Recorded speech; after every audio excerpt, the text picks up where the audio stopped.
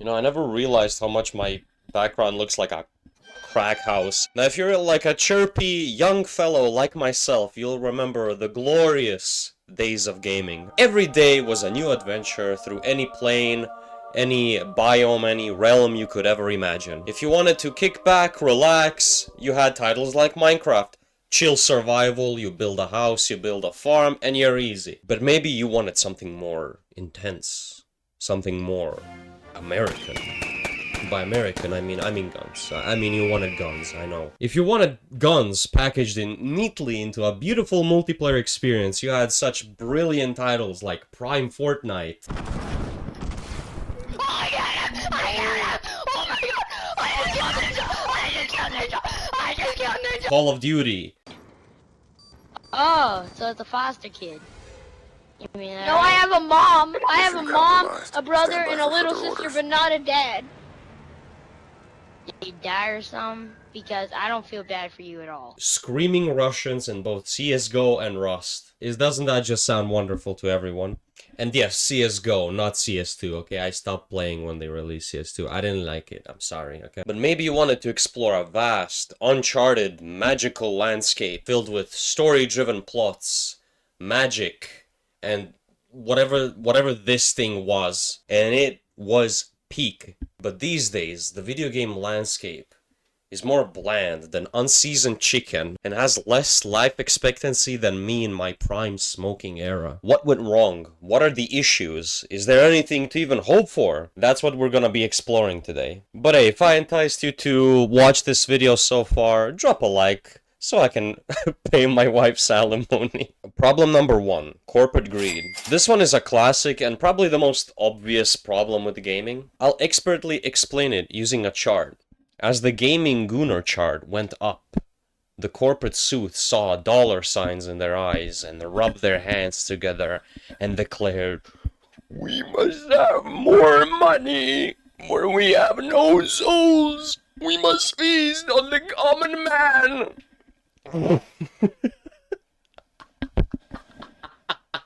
This has resulted in the shutting down of many studios, my favorite example being Arcane Studios.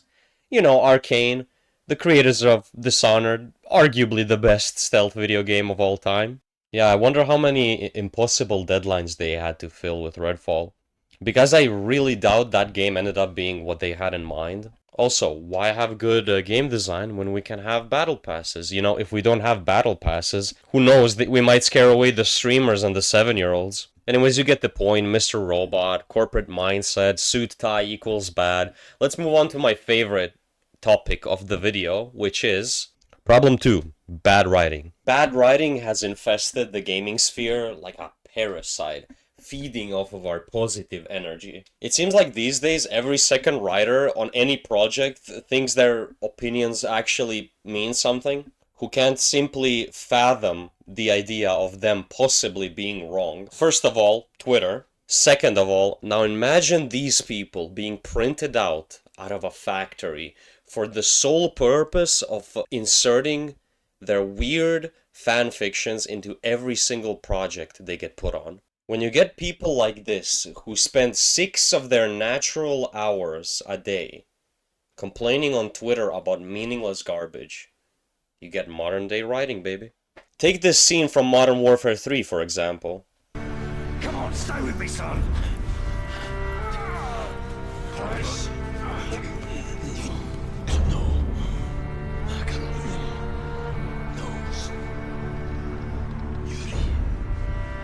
Oh no, no, no, no, no! So! No, no, no! So! You have to go now! Get off me!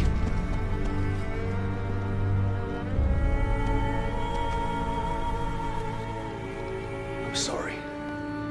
Everything from the music, the writing, the revelation of a possible betrayal from Soap's last words, to the masterful performance by Billy Murray, makes this scene unforgettable for me. This game was clearly made by people who cared a lot about their craft, or at least cared enough to make the scene as emotional and as believable as humanly possible. From Price's emotions to him slowly putting the pistol down onto Soap's dead body, the same pistol he returned to Price after they reunited earlier in the game. Silent "I'm sorry" from the captain, who holds himself responsible for the death of his closest ally and best friend. And then you have this.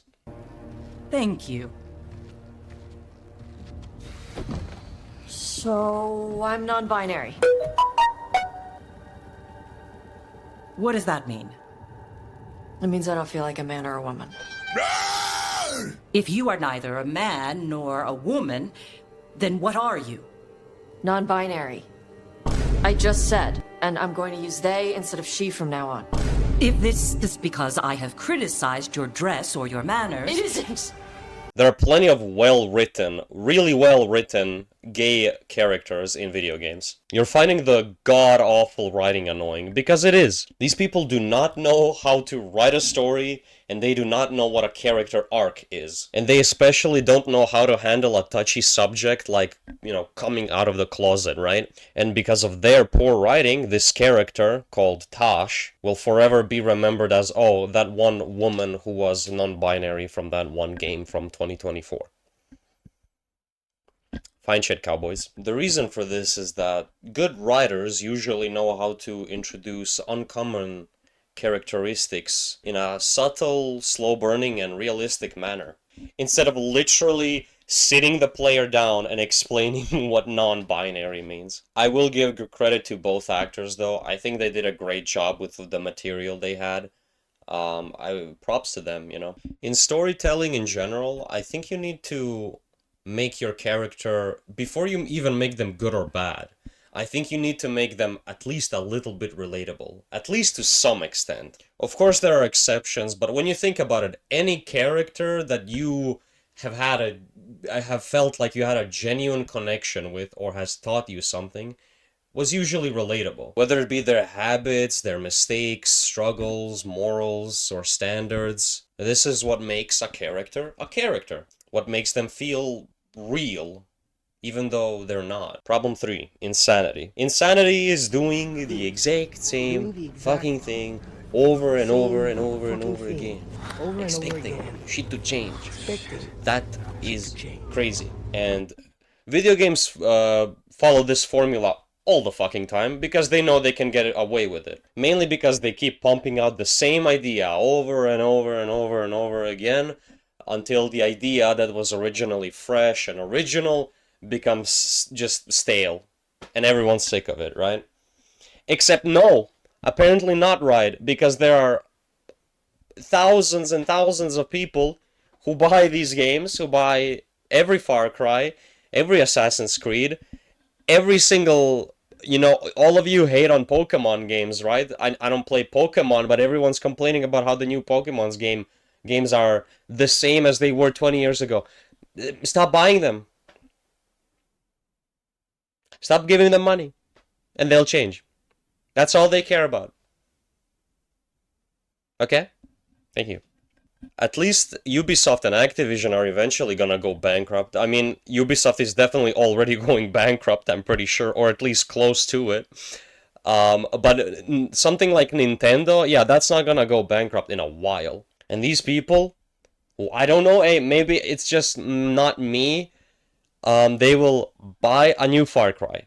They will play it for 20 hours. They will spend full price, $70, on a new Far Cry. They will play for 20 hours and then forget the game even existed in the first place. And these are the same people who complain about game prices, by the way. Like, are we serious right now? They'll keep increasing the prices, and they'll keep decreasing the originality and the quality of these games. So stop buying slop. Simple as that.